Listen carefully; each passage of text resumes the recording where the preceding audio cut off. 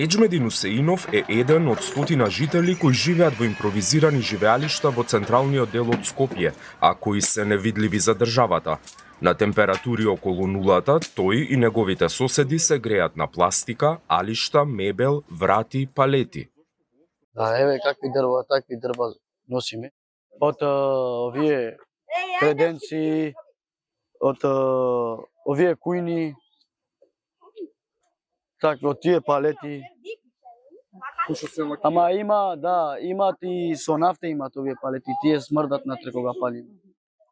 А ние да имаме услови, да имаме никој да ни помага, да си земаме тие дрва, значи 2-3 дрва ќе ставиш, по 2-3 сата држат. Ама немаме услови ние за тие дрва. Ние сами искочиме по контейнери, ако има дрва, ќе палиме дрва, ако немаме дрва, што наоѓаме? Пластики, тие алишта палиме. Тоа никој не ни помага. Немаме помош од никој. Керка ми се разболел од што по некој пат палиме пластики, палиме алишта. Еве сега прима тоа инхалација прима. И сега се трудам малце поише. Носам палети, малце дрва. По некој пат се стеиме у кебина. Немаме. За само 2 часа грејење, ним им треба една вреќа со алишта, бидејќи тие бргу горат. Ево, вие загорене ги носи. Еве, реално ти кажам, загорене ги сечаме, за да фатам оганот со нив. Освен лакирано дрво и алишта, жителите горат и тврда пластика. Гледаш како чат. Во земја во која не се селектира отпадот, пластика лесно се наоѓа. Овие такви ги гориме. Луѓето живеат во импровизирани живеалишта од даски веднаш до термоелектраната и топлана во Скопје.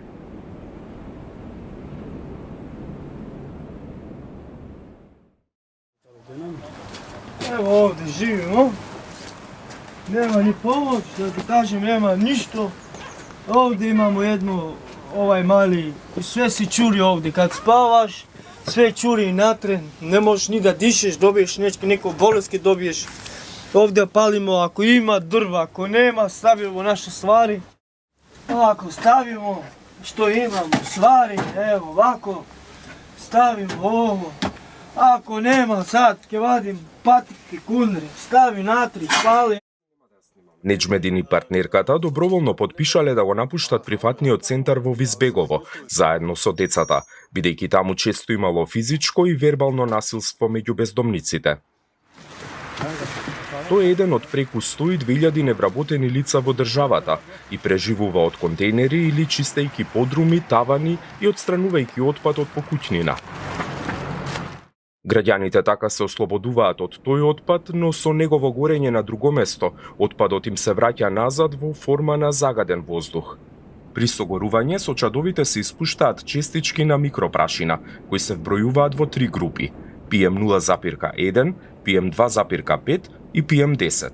Како најопасни се сметаат PM2,5 честичките. Професор доктор Дејан Докиќ, директор на клиниката за пулмологија и автор на над 200 студии за белодробни болести, ни објасни дека аерозагадувањето предизвикува почести инфекции, односно настинки, како и дека појавата на карцином на белите дробови кај непушачи се поврзува и со изложеноста на аерозагадување. Најмалите честички допираат до најмалите дишни патишта и до алвеолите. Тоа значи дека тука можат да го исполат своето штетно дејство и нивната поголема концентрација и долготрајна експозиција е асоцирана со почеста појава на карцином на белите дробови. Самите ПМ честички се составени од едно јадро, на кое што најчесто е тоа од јаглен, меѓутоа на него се налепени различни други соединенија, било да се тоа тешки метали или други хемиски, органски соединенија, кои што исто така штетно влијаат кога ќе се налепат на слузокожата од дишните патишта. Неколку студии што се правени во Велика Британија ние докажавме дека аерозагадувањето кај здравите испитаници предизвикува едно лесно воспаление на слузокожата од дишните патишта. Докторот забележува дека луѓе по враќање од чист воздух на планина во загаден во градска средина се жалеле на печење на очите, печење во носот и кашлица, симптоми кои се должат на лесно воспаление поради загадениот воздух. Истражувањата што тој ги правел во Велика Британија покажале дека лицата кои имаат алергија при изложеност на аерозагадување манифестираат поизразена алергиска реакција. Тоа го потврдува и научно истражување во Кина, објавено во мај 2023 година, за микропрашината и алергиските симптоми кај средовечната и постарата популација, во кое се заклучува дека краткорочното и долгорочното изложување на амбиенталните PM2,5 честички беше поврзано со зголемен ризик од алергиски симптоми во носот и очите, влошување на устанувањето без див, предизвикано од алергени и од 2 пати повеќе зголемени алергиски симптоми.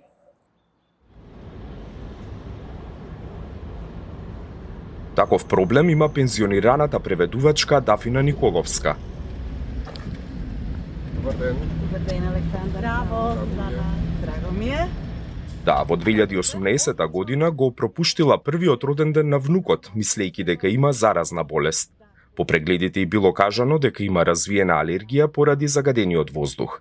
Таквата состојба и влие на рутината што ја има изградено и на квалитетот на животот. Не можам да излезам да возам точак, не можам да излезам да со моето нордиско пешачење што ми е исто, значи тие 2 облика на физичка активност ги практикувам. Буквално, ако сакам да излезам да се видам со другарка, да прошетам внуци, живот, нели? Морам прво да погледнам на апликација, а некогаш не морам ни на апликација да погледнам, некогаш и воздухот мириса. И тоа ми прави тегови, почнуваат кашлици, дури и првите 2 години, 3, како беше, и терапија некоја земав, додека не си го фатив јас редот. Ме сега открив дека овие маските KN95 всушност се направени првично за заштита од загадување. Јас мислев дека се направени или за ковид. И баш како ме гледаат овде во околина со маската, неколку од нив ми рекле, загадувањето. Таа, иако е пензионерка, работи со луѓе на личен развој. Плановите од вечер за следниот ден и остануваат на хартија, бидејќи поради кашлањето и растечениот нос е лимитирана во комуникацијата. Кога почнаа да се менуваат температурите, јас малку не изреагирав доволно брзо. Односно, подценив, као, не е страшно. И почна тој процес, а тоа значи упорна кашлица, испрлање некаков шлајм или нешто. Тоа подразбира лош сон, зашто кога заспивам, кога се опушта телото, тогаш поинтензивно се закашлувам, па пола ноќ не спијам, па сабајлеќи се доспијам, па после преку ден кашлам. Тоа се активира особено ако зборувам. Значи пред недела дена немаше да можеме ова да го правиме. После 3 збора ќе почнев да кашлам, ама кашлање, што да ви кажам, како туберкулозна. И во тој период кога е таа кашлица активна, практично не можам да си ја работам јас мојата работа. Знаете, не можам со луѓе да работам. Јас не сум заразна, нема ништо да им, нели? Ама тоа не е слика на некој што здраво живее. Докторите се едногласни дека изложеноста на загадениот воздух доведува до влошување на состојбата кај лица болни од астма, хронична обструктивна белодробна болест, цистична фиброза, но и кај децата. Значи, тригерира астма, тригерира влошува хронична белодробна болест. Тие деца отсасуваат од школа, губат на школа, концентрација, успех, се тоа се отсаства од работа на родителите, се тоа се респектира. Ни треба здраво Скопје. Скопје кај што ќе имаме циркулација на воздух, кај што ќе имаме зелени површини. Загадувањето не е само аерозагадување. Загадувањето може да биде и со тешки метали. Еве, јас се сеќавам на она што беше со топилницата. Прво, таму имаме статистички многу поголема појава на вродени дефекти. Да видите какви тешки малформации имавме кај бебињата што се раѓа во тој регион, крај кај што беше топилницата. Друго, јас добро се сеќавам на едно истражување кое за жал не беше јавно публицирано, не знам од кои причини, каде што на луѓе кои што живеа и работеа у тој крај се испитуваше урина и преку таа урина се виде дека постојат најрани маркери за бубрежно штетување, тоа страда бубрежните каналчиња кои што се многу битни. Но за жал тоа истражување не беше јавно публицирано. Прстот е често вперен кон индустријата како извор на аерозагадување. Со експанзијата на градот, тој ги има заобиколено индустриските капацитети, како што покажува оваа стара фотографија. Сега околу Усје се наоѓаат згради и куќи. Експанзијата е затоа што главното финансирање на општините е од издавањето градежни дозволи, комуналии и собирањето данок на имот.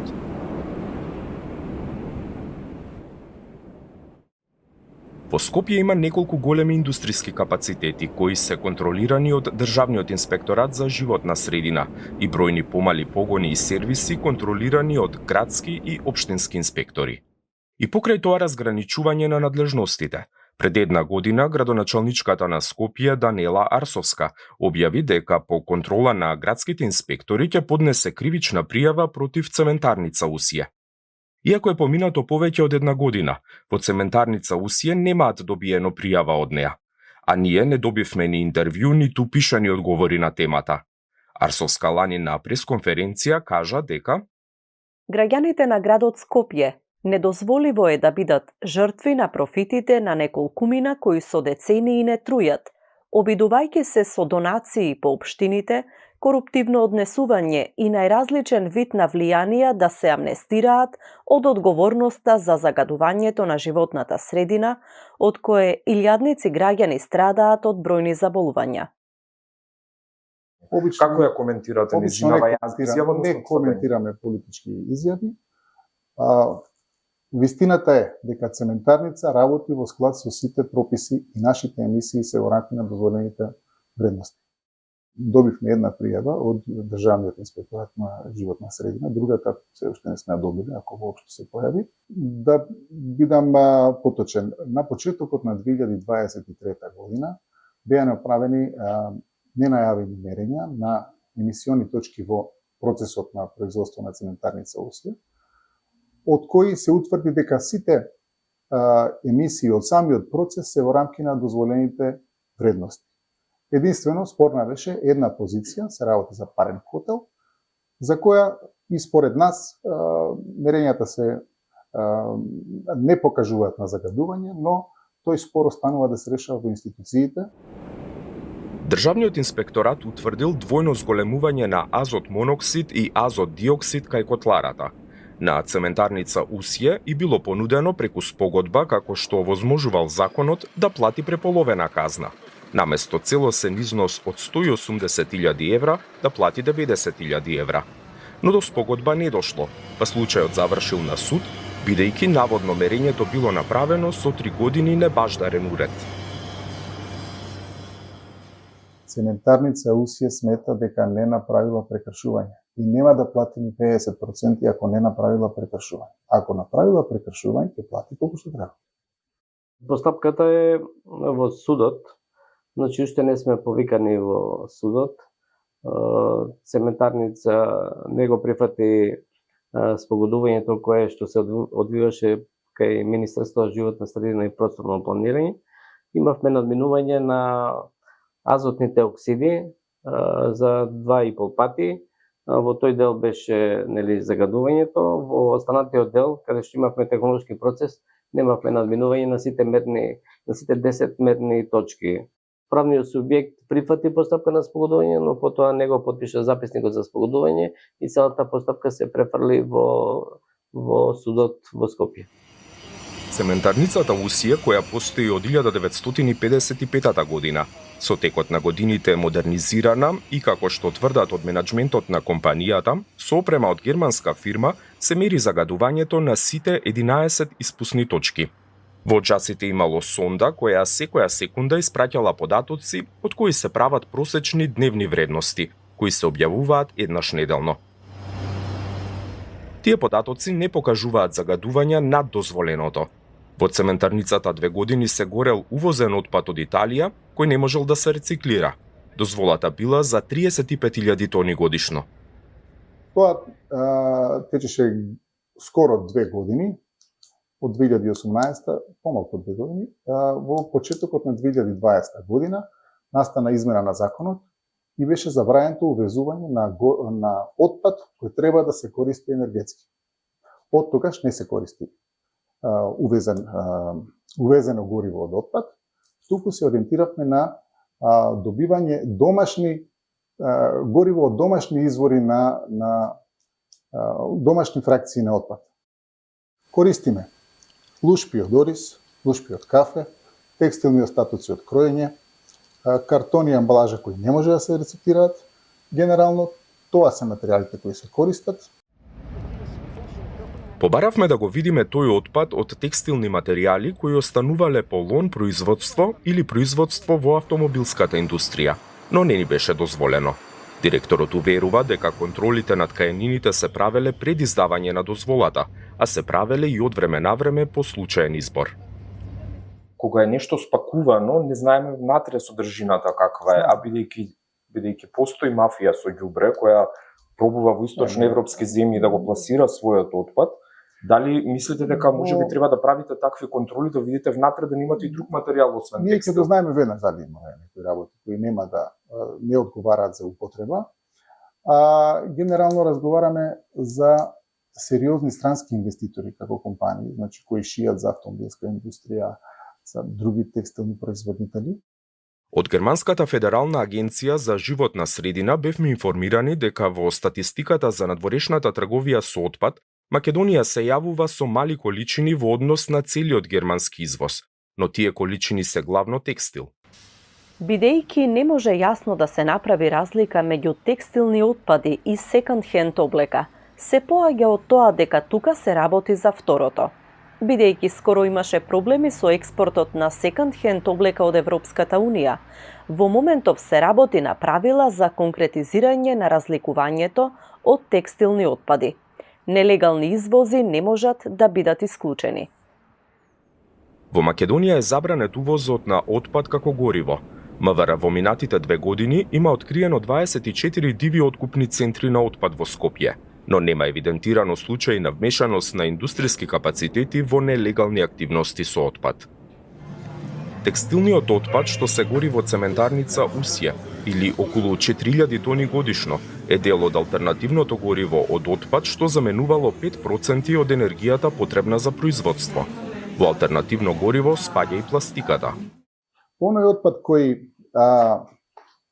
не може да се рециклира, треба или да се депонира, што е најлоша опција, или да се употреби енергетски.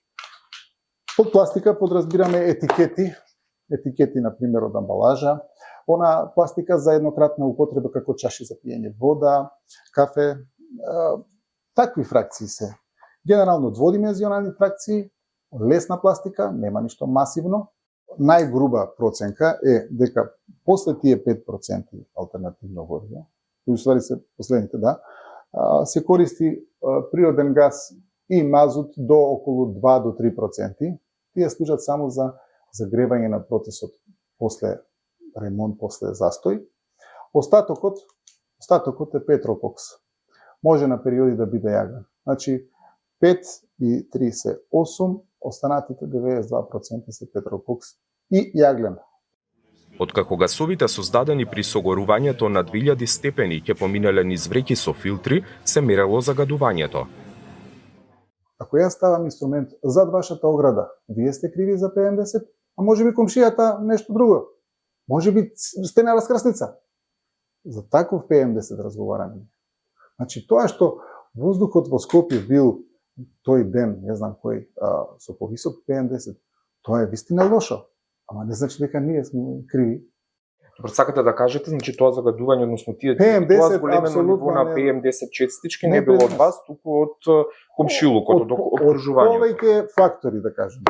Може сме и ние дел од факторите, да кажем дека ние сме. Ако ние сме во ред на нашите емисиони точки, како ќе станеме поголеми надвор? Додека државни институции информираа дека цементарница Усје и Макстил одлучиле да не работат за да се намали загаденоста. Во Усје не информираат дека секоја зима прават ремонт поради намалената побарувачка на цемент во тој период, а од Макстил не информираа дека додека во валавницата се работи секој ден континуирано во 3 смени, челичарницата работи околу 15 на дена во еден месец поради двојно поголемиот капацитет од валавницата. Така беше во изминативе 5-6 години и се надеваме дека така ќе продолжиме и во иднина. Во конкретниот период, челичарницата ќе работи од 12 јануари до 26 јануари. И Макстил постојано го контролирал аерозагадувањето од 2 оџака и податоците како месечна вредност се објавувани на страницата на фирмата. Макстил досега не бил казнет бидејќи немало утврдено аерозагадување. Макстил користи исклучиво електрична енергија, топлинска енергија добиена од природен газ и занемарливо малку хемиска енергија добиена од кислород. Не користи и не користел ниеден друг вид енергија. Филтерската прашина компанијата ја извезувала во странство, последен пат во Јужна Кореја, каде од неа се вадел цинк. За коварината и троската компанијата бара извоз во некоја земја во регионот. На другата страна од градот во Скопско Батинци е депонијата Дрисла, која во минатото беше често посочувана како извор на загадување поради палење медицински и друг отпад. Иако ни беше ветено интервју, него не го добивме.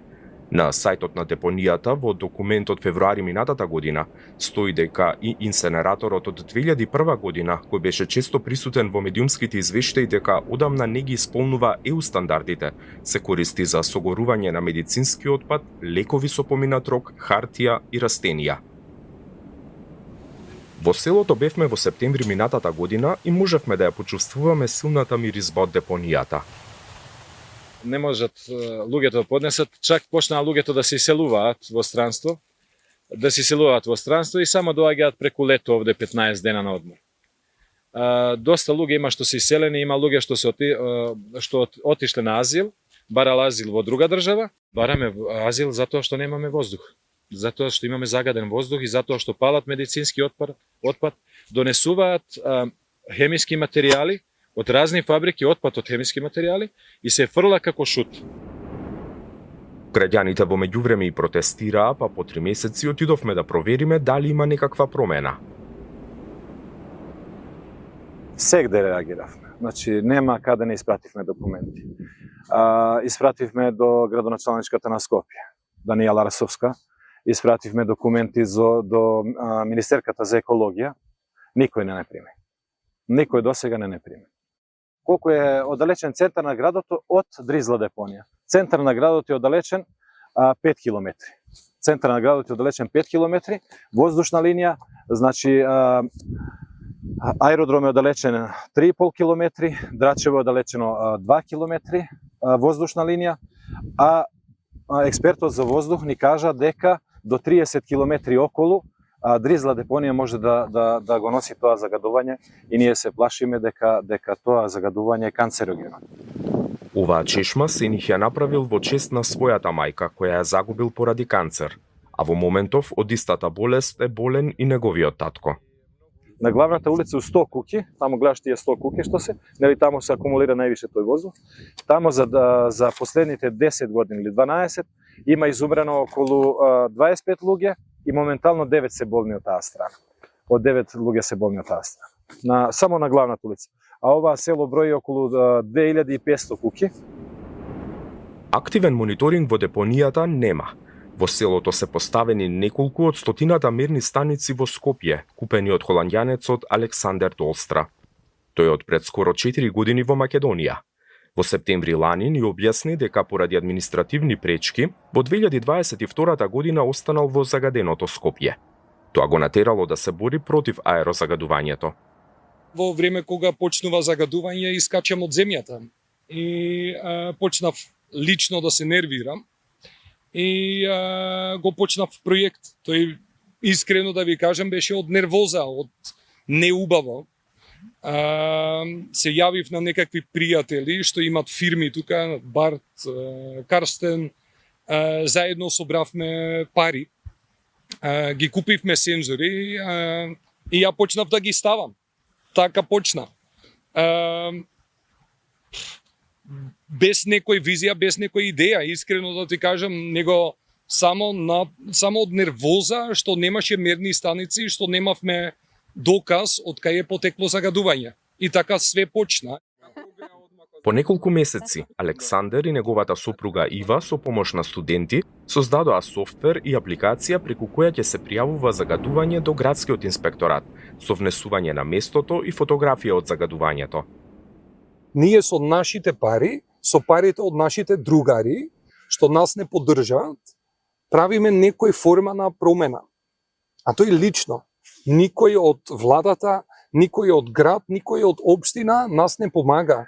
Финансиски не сме поддржани од никого, исклучиво со лични средства и со средства од холандски компании. Планираат оваа година градот да има околу 220 уреди, а низ целата земја вкупно 340. Имало и незаинтересирани за нивната намера да се откријат изворите на загадување. Не игнорираат. Да. Одивме на состанак во Кисела вода, одивме во аеродром и во Совет е поминато и кога требаше да се достави, не игнорираат. И немате одговор? Немаме одговор. Ја многу пата сум се јавал, сум пробал и преко врски да достигнам до градоначалник. Види една од најзагадените општини. Да. Тачно. Па најверојатно не сакаат да го решат проблемот и не сакаат да се утврди од каде точно доаѓа загадувањето. Зошто иначе, бидејќи целата работа, ние ги купивме сензорите, ние ги донесовме од Холандија, ние сами ги монтираме. Да. Цело лето додека сите беа на одбори, ние местевме сензори. Откако сте ставиле мерна станица во цементара и тие станале свесни дека некој ги контролира, дека загадувањето таму според вашите мерни станици за 30% помало. И повише. И тој е повеќе, вистина. да. И тој е вистина. Прифатиле, ставиле нови филтери, ни дале и пристап. Секој ден 24 сата имавме пристап да одиме кај Усија, да разгледаме дали има тамо некој проблем. Треба да се прави и моабет. Не е само Усија е криво, или Железара е криво, или Дрисла е криво. Не. Прави прво моабет, за карање имаме време. Достра не може да разбере зошто се трошат пари на некои автопати, наместо да се вложат во еколошко грејење. Не работат на квалитет, на подобрување на квалитет на живот за граѓани. Тој многу ми е жално. Мислам, мене стварно ме погоди во срце, пошто знам вистински од 43 години што сум живеел надвор од Македонија, да кога држава се потруди за граѓани, многу поубав квалитет на живот станува. И ние во Холандија имаме проблеми, али заедно ги средиме. Дирк Јан Коп, наш амбасадор од Холандија, е един човек што толку гласно и толку јасно кажува што е проблем. Не е проблем граѓани, не е проблем нешто, него нема желба, ако нема соработка, и соработка е мито или некој пара, ако не зимам паре, не га правам. Или со притисак, али надворот тој не га прават. И сега они не се замарат, пошто тамо нема пари. Мислам, вистински тамо нема пари. Пошто ако га средам проблем со чист воздух, од каде ќе имам милиони да си ги набутам мои џепови? Мислам, нема тамо. Истото го забележува и Горјан Јовановски, собственик на апликацијата AirCare и градски советник од Зелен Хуман град. Има цел комплексен проблем овде кој што е вмрежен со корупција и бидејќи јас не верувам дека сите тие се некомпетентни да го решат овој проблем. Јас верувам дека има многу паметни луѓе кои што се поставени на одредени позиции.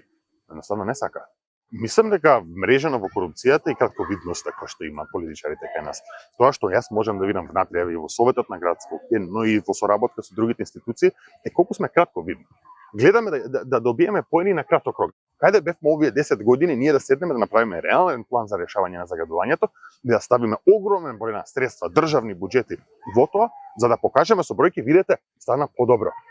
Не, стана полошо. Европската агенција за животна средина, која е агенција на Европската унија, кон крајот на минатата година објави дека во 2021 година 4980 смртни случаи во земјата се припишуваат на PM2,5 честичките, а други 600 на загадување со азот диоксид и озон. Прашавме во оваа агенција како воздух дишат граѓаните. Фокусирајќи се на ситните честички или PM2,5, загадувачот на воздухот кој се смета за поштеден за здравието на луѓето. Националната состојба е лоша, бидејќи во последниве 2 години најмалку половина од мониторинг станиците кои доставуваат податоци до Европската агенција за животна средина имаат просечни годишни концентрации над граничната вредност на Европската унија од 25 микрограми на метар кубен, и сите имаат просечна годишна концентрација над препораката на Светската здравствена организација од 2021 година од 5 микрограми на метар кубен. Слична е ситуацијата и за PM10 честичките. Губиме 5600 луѓе годишно од ова, кои што збројки се накачуваат, беа 4000 порано, сега сме 5600. Едноставно не се важни другите проекти.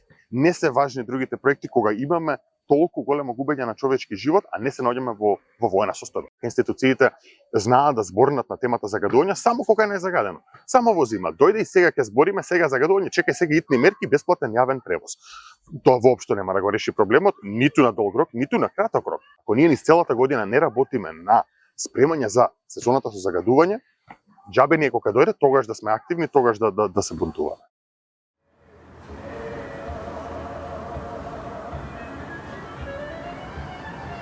Бунтување имаше и за рангирањето на Скопје како еден од најзагадените градови во светот.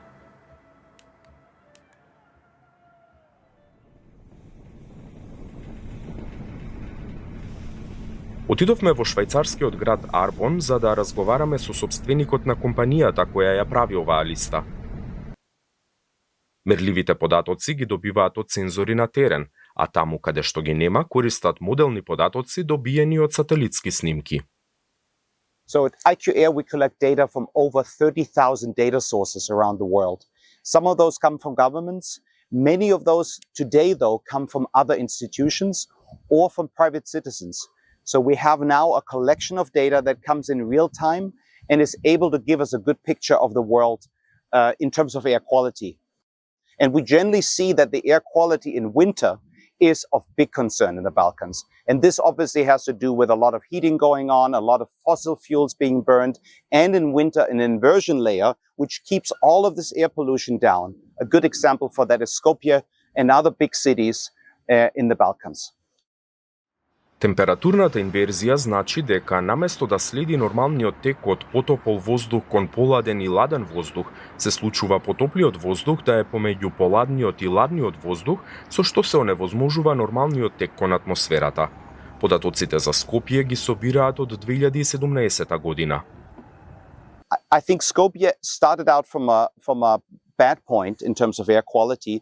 It has gotten better over time, so I think there is hope. Every year it gets about 1 to 2 micrograms better. So there's a small improvement coming. I think it's showing that there is a little bit of progress, but I think still it will, if we're going only this slowly, it will take maybe 10 or 20 years to achieve an air quality that's more acceptable. The households are a big problem of air pollution in Skopje, especially in winter. In many poorer countries, and in countries where maybe the population does not have sufficient access to clean heating materials, trash burning is one of the big problems, especially in winter. And when you burn plastic and when you burn wood, which is substandard, the challenge is you're producing up to 10 times more air pollution than you would, for example, with gas or with a very clean burning fuel. And we can see that some of the industry players around the world are actually doing some of the burning at night to hide that activity from the public authorities. And so you have to look at the information from air quality monitors in real time to see, sometimes you see the spikes at night of air pollution being generated. Во последниот извештај од Европската комисија за напредокот на Македонија се забележува дека не е направен никаков напредок во законодавството и ограничен напредок во мониторирањето на квалитетот на воздухот. A message to governments is that air quality monitoring, if you have real commitment, is not so difficult. And we have a good example. We have the Ukraine, especially Kiev, who really, obviously, within the war now have a very difficult time, but they actually added more stations in air quality monitoring than before the war. So it shows you, even under very difficult circumstances, if people get together and they decide on the right priorities, they can make a big difference in terms of identifying air pollution and improving air quality with monitoring. Air pollution has no borders. It can move freely with the wind. We can see actually that air pollution can move around the world. So it's not surprising that even within the West Balkans, you have air pollution moving from one city to the other, depending on wind conditions, and even from one country and one region to the next. Експертот вели дека за да се намали аерозагадувањето, потребно е тргање настрана од фосилните горива.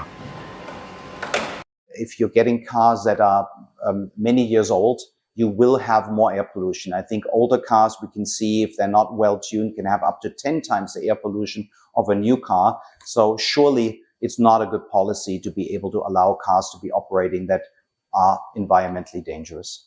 You either would need a regulation that prevents cars being exported that are old cars, right? So this is, I think, the only thing that EU or anybody else could be doing.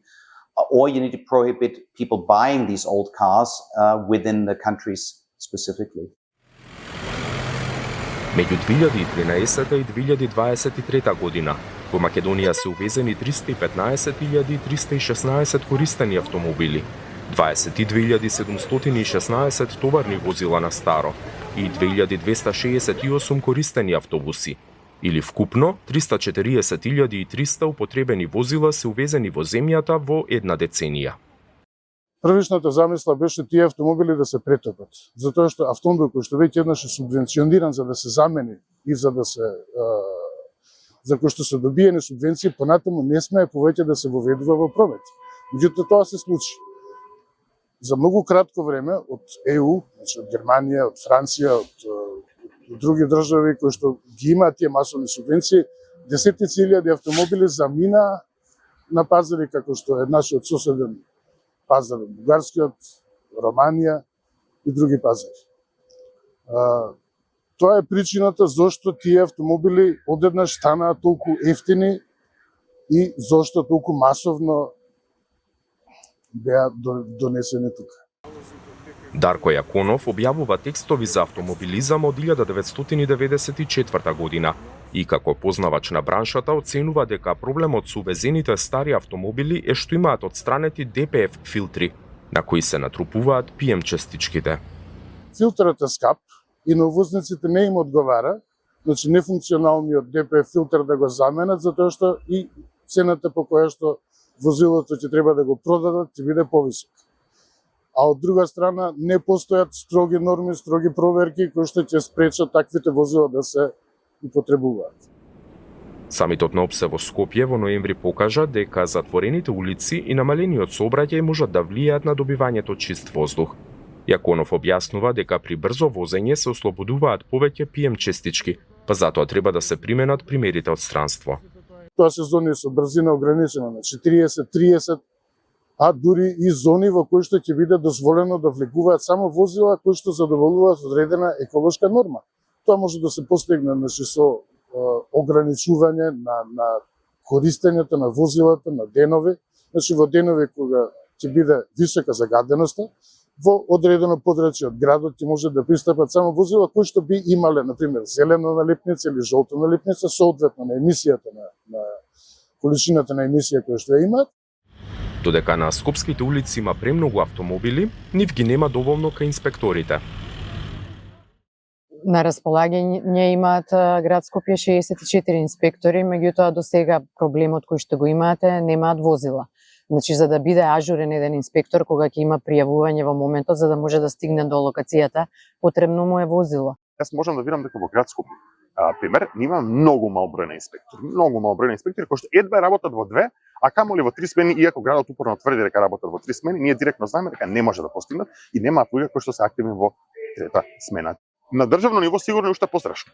Бидејќи имаме државен инспекторат кој што треба цела држава да контролира. И сите објекти кои што имаат интегрирани дозволи, а тие се многу, се раководени од моќници, кои што да дојде еден инспектор, кој е неговата заштита доколку некој му се закани или доколку некој му подаде мито. Немаме некој систем кој што може да ги одбрани и оние инспектори кои што сакаат да работат, а камоли да ги контролира оние инспектори кои што се решени да не работат. Во Државниот инспекторат за животна средина фалат 48% од потребните инспектори. Директорот вели дека инспекторите заминуваат во приватниот сектор за повисоки плати. Проблемот со загадениот воздух го гледа во бетонизацијата на градот, непочитувањето на законот за зеленило со кој 20% на секоја градежна парцела треба да бидат со зеленило, како и во недостатокот на регулатива. Не е донесен правилникот за квалитет на цврсти горива, како што се дрвата и јагленот, и имаме проблем околу сите оние кои што пласираат на пазарот пласираат цврсти горива. Тој правилник треба да се донесе и каде што ќе се регулира квалитетот на цврстите горива, како не би истите допринесувале за дополнително загадување на амбиенталниот воздух. Користењето на влажни дрва создава повеќе чад, повеќе штетни честички, а ги оштетува и оџаците. Во Министерството за животна средина велат: продажбата и видовите на дрва што се продаваат не можеме да ги контролираме, но затоа го едуцираме населението.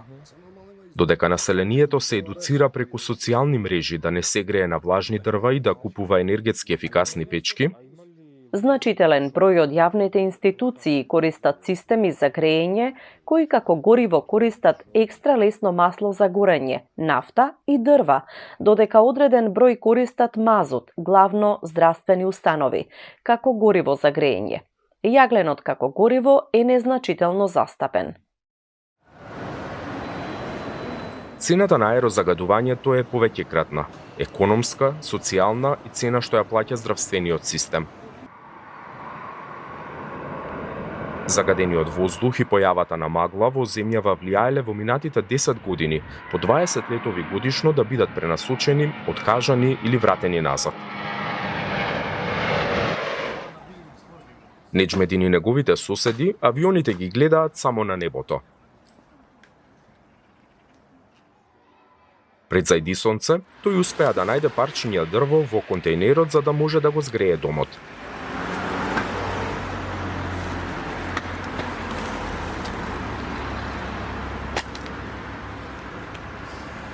Таму веќе огнот го распалува бремената нертена, која, иако е во 9-тиот месец од бременоста, не била воопшто на лекар. Ни пречи, ама нема што да правиш. Па ни паѓа мука, мирисо што ни смеќа. Не само мене, моите деца ги смеќа. Ма нема што да правиш, тоа е сиромаштија, нема никаква помош од никого и мора да запалиш. Едва ги храна моите деца и немам пари да одам во лекар секој месец да платам по 600 дена. Со Неџмедин го измеривме аерозагадувањето во живеалиштето. Вредноста над 500 според американскиот стандард за квалитет на воздух покажува дека живеењето во таква средина е екстремно опасно и е 10 пати над нормалните вредности. А во тој момент нивото на PM2,5 честичките беше 152 пати над нормалната годишна вредност според Светската здравствена организација. Значи, од што палиме оган, ми се разволи децата. Значи, примат халација, што немаме дрва. Значи, што да кажам, многу загадување имам натре. И така ми се развола децата. Кажи ми, дали некој дојде да ве помогне во овие неколку месеци? Дали некој дојде да ве праша како вие овде се греете? Не. Никогаш нема никој дојдено да ве праша како вие овде се греете? Не, никогаш. Значи, никој не ни прашал до сега.